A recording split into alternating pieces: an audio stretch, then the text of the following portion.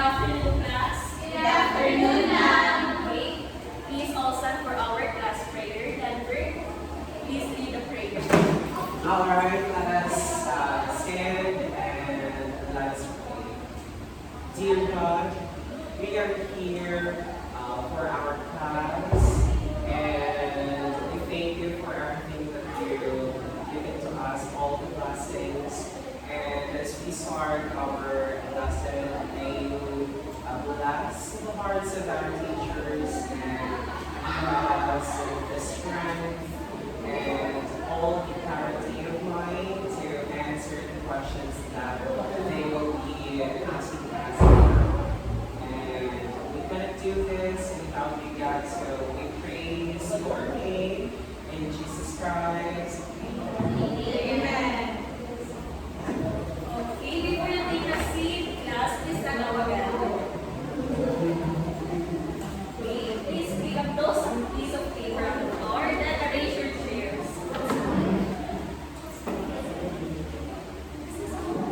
Arrange your chairs. Okay, sit down. Okay, good afternoon once again. Before we proceed to our discussion, I'm to check your attendance first. Abordo, Present, ma'am. Bukawil, Present, ma'am. Uwa, Present. Yes, Present. Hernandez, Present, ma'am. Pulikit Catherine, Present, ma'am. Kaki Paradero. Present, ma'am. Okay, that's good. Everyone is here. Okay. By the way, we're about to discuss a new topic which can enhance our grammatical skills and also our reading skills. For today's discussion, we're about to discuss a very interesting topic that we can use in our daily communication with our peers, with our family, and with other people. So our topic for today is figures of speech. I think everyone already heard about this, right? Yes, ma'am. Okay. May I request Lionel to read our learning outcomes? At the end of the lesson, the student should be able to explain the definition of figures of speech and the types of figures of speech that show comparison, identify the figurative phrases, imagery, and unfamiliar words from the poem An African Little Store by David Badiri, and analyze the poem An African Little Store. Okay, thank you, Leila. So before we have our proper discussion, are you all excited to have our activity first? Yes! Okay, very good. So our first activity will going to be facilitated by teacher Kim. Okay, before we start our activity, let's have first for our class. This is your expectation task. So it's mainly identifying and analyzing the figurative language of the book African Thunderstorm by David Badiri. And for now, for our activity, listen carefully, okay? The class will be divided into two groups. Each group will receive a copy of the poem An African Thunderstorm by David Badiri. Each group must carefully read the poem. After reading the poem, each member must list at least one phrase that captures most of their attention. Then they must compile all the listed phrases and discuss with your group. After the short discussion, each group must choose a representative to present the list of phrases in front of the class.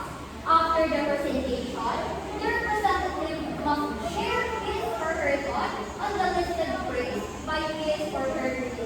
Do you have any clarification about the instruction of our activity? None. Okay.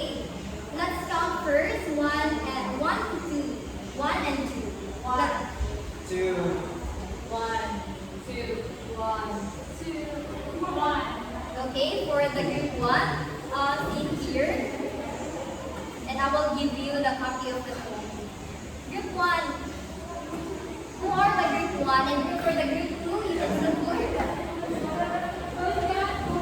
One from group two. You can start discussing the poem. I will give you a minute, and after that, let's choose a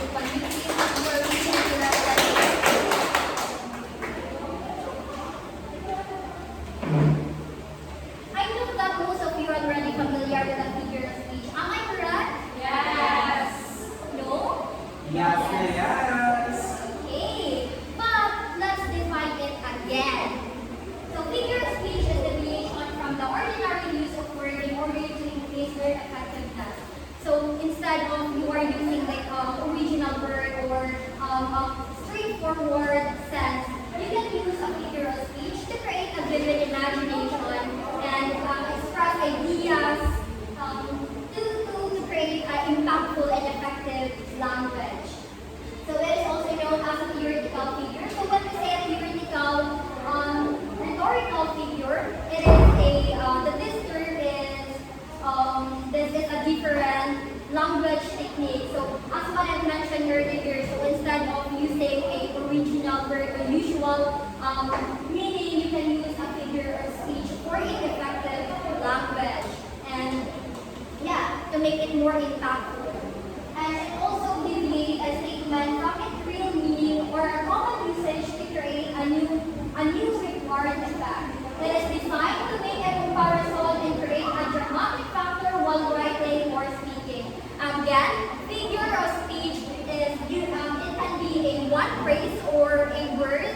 So this can be a simile, metaphor, personification, and hyperbole. And now, let's proceed to figure of speech that show comparison that will be discussed by teacher teaching. Okay, so let's tackle figures of speech that shows comparison. But before we proceed to those types, okay, let's have a brief recap about the discussion of future figure. So, Mr. Denver, can you give me a short definition of figures of speech? Figure of speech expresses a lot of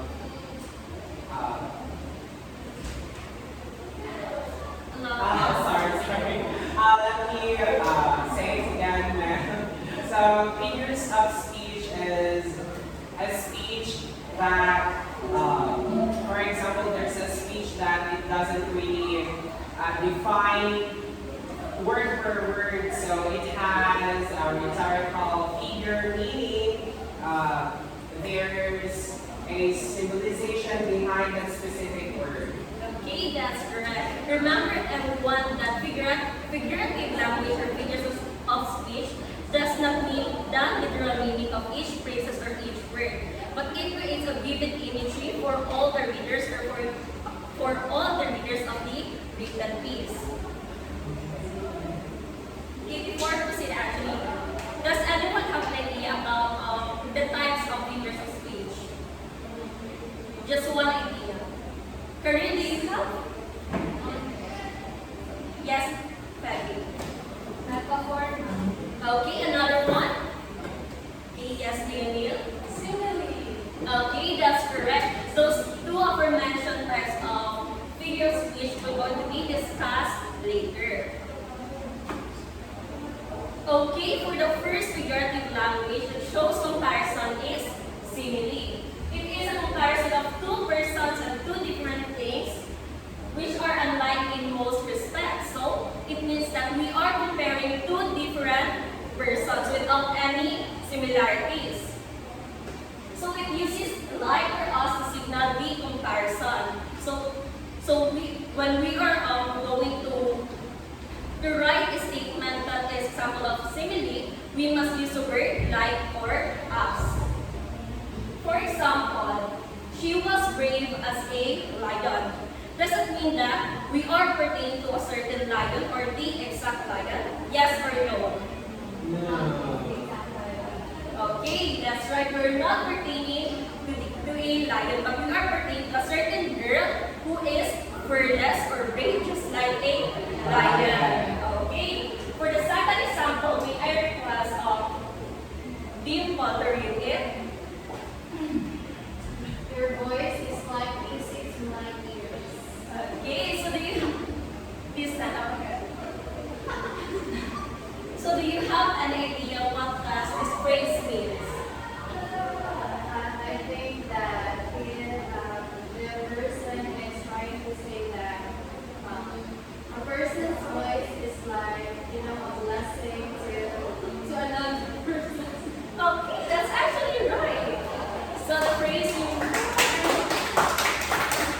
okay, the phrase your voice is like music to my ears. Does it mean that that person's voice somehow have a tune or have a beat? But it means that when you are talking to a certain person or to your friend, it means that her statement makes you really happy. So instead of saying that what you said really makes me happy, you can instead voice is like music to my ears. So that's what it meant.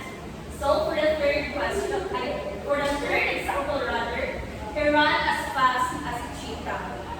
So anyone from the class who wants to explain this example? Okay, the real.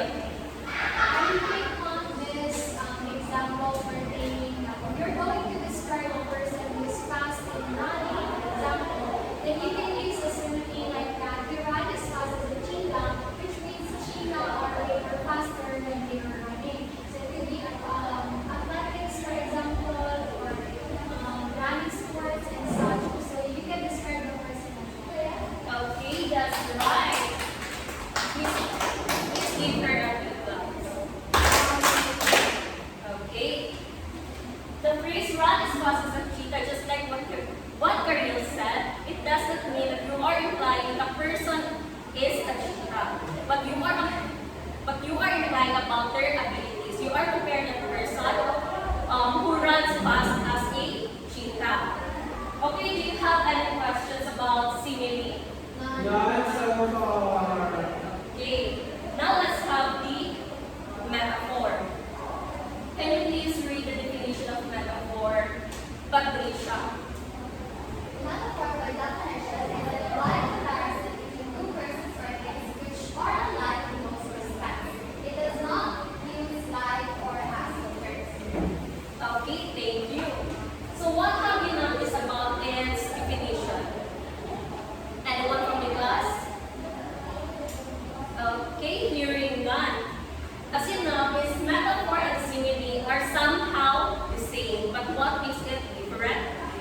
In metaphor, it doesn't use the word like and as for signal of comparison. So you can just directly send or you can just directly compare a thing or a person without stating those words. Okay, let's have the first example here. Time is money. So do you have an idea what does it mean? And expressions. Okay, time is precious. Another one. Time is very important. Okay, time is very important. Another. Okay, from Miss Patricia again, time is expensive. That's actually correct. When we say time is money, we meant that time is really valuable. It means that we must really cherish every moment. We must respect someone's time. Okay, aside from that, we can see that time is money since it is also a form of investment. But how come time became an investment? Do you have an idea? Do you know? Can you please repeat the question again? Okay, when can you see that time became an investment for a person? Time can be an investment when we become productive doing the things that we do. That is an investment because it will improve your life in the future. Okay, that's right. Okay, time became an investment or time is money since when you are studying, you are investing in your future. Or when you are working, you are investing into something. So that is why time is money. For the second example, let's have a friend is a treasure. Do you agree with this phrase? Yes. Okay, the rest of the figures of speech that shows comparison will be discussed by teacher Kim. Okay, thank you, teacher Ijin. And now let's proceed to personification. Can I request someone to read the definition? Okay, Pat. Personification, it is the transfer of human characteristic of inanimate objects or abstract qualities. Okay, thank you, Dad. So personification is you give a human trait that to a things that aren't human. For example, the trees dance playfully in the rain. So have you seen literal trees dancing in the rain? No. Yes,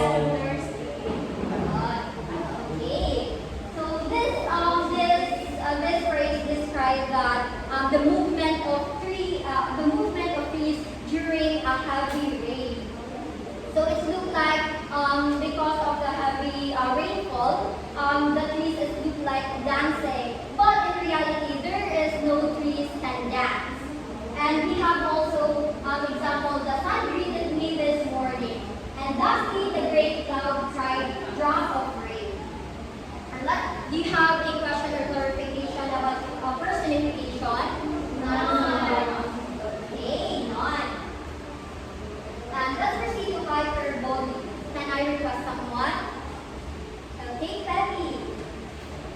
hyperbole is it is a figure of speech that involves an exaggeration of ideas for the sake of emphasis.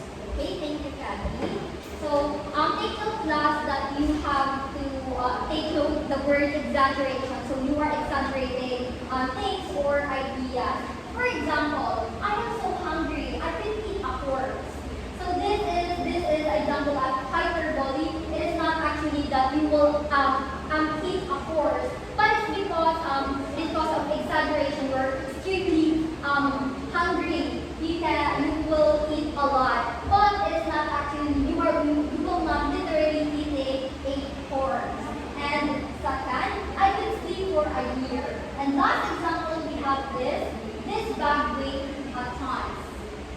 And you have again hyperbole is a you are exaggerating things or a phrase. And we have a question or clarification about figure of speech that shows comparison. Again. Not so far. Okay, not. Please, not yet. For your application, this will be given by teacher. Okay, for our second activity, we have the identifying figurative phrases, imagery, and unfamiliar words from the poem An African Thunderstorm by David Romero through annotation. So I think everyone here already have an idea how to annotate, right? Okay, so please listen carefully for the instructions. First, read a poem An African Thunderstorm by David Romero. Second, annotate the poem and focus on the following. First, central technique. First is the figurative phrases. Second is the imagery, and the third one is the unfamiliar words of the poem. Third, follow the given format for the annotation.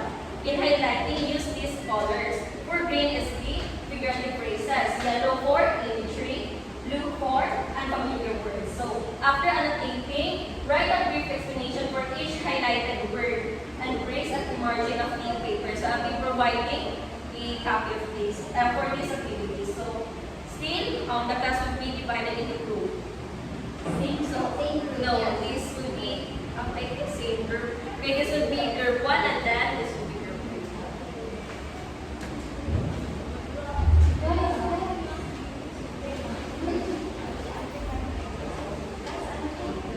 We can use these highlighters. Okay, you can start now.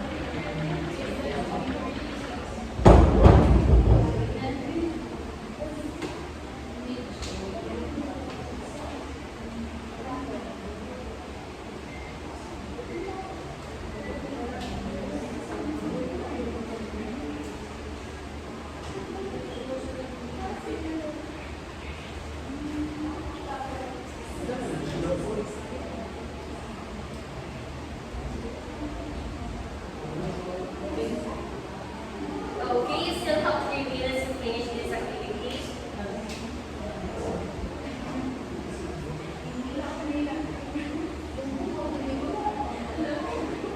Okay, time's up everyone. Please pass your output.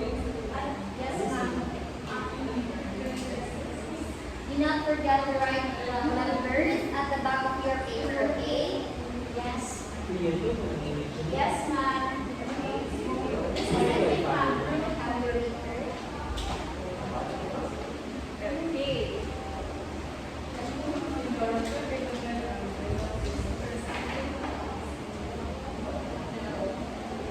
Okay, for the last activity, teacher came to facilitation. Please get one top sheet of crosswise. Okay. Alright. We have paper. Are you ready? Yes, Yes. Okay. Answer the following question in not more than 5 sentences. So we have 3 items. We have 3 questions. First is what initial ideas does the title An African Thunderstorm evoke?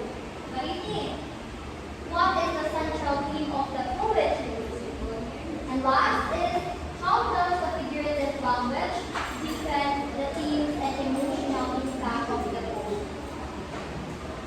You can start answering now, everyone.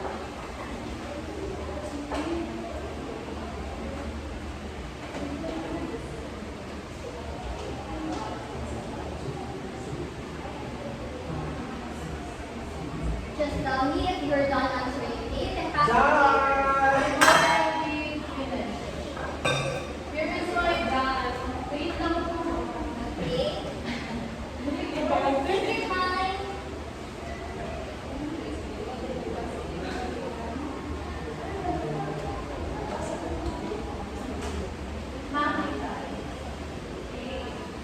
Okay, most of you are done.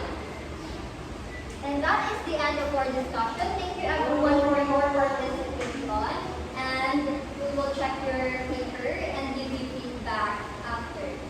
Thank you. Okay, goodbye, class. Yeah!